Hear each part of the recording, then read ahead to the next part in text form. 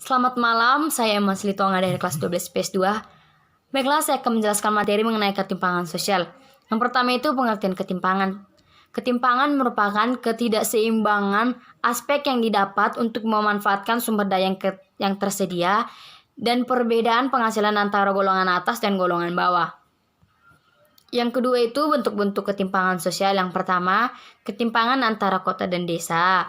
Yang kedua itu ketimpangan antara golongan sosial ekonomi. Yang ketiga, ketimpangan antara sektor ekonomi.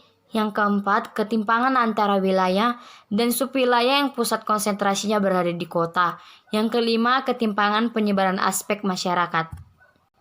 Yang ketiga itu faktor penyebab penyimpangan sosial. Yang pertama itu faktor struktural. Faktor ini berkaitan erat dengan tata kelola masyarakat yang merupakan tindakan pemerintah dalam menangani kehidupan masyarakatnya. Yang kedua itu faktor struktural. Faktor ini berkaitan erat dengan sifat atau karakteristik masyarakat dalam menjalani kehidupannya. Yang ketiga itu kriminalitas. Mungkin saja faktor ini berkaitan dengan yang pertama jiwa wirausaha yang rendah, kedua kemiskinan, dan yang ketiga monopoli. Yang keempat itu kemerosotan moral.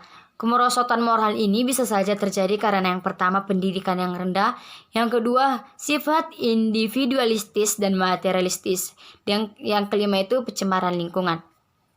Baiklah, upaya-upaya dalam menangani ketimpangan sosial. Yang pertama, upaya pemerintah, yaitu pemerintah harus menegaskan dan memberikan sanksi kepada masyarakat yang telah melanggar peraturan yang telah dibuat.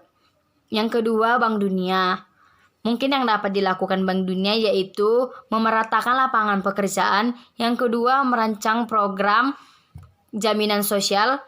Yang ketiga, memungut pajak dengan benar. Dan yang keempat, merancang program pemberdayaan masyarakat yang terpinggirkan.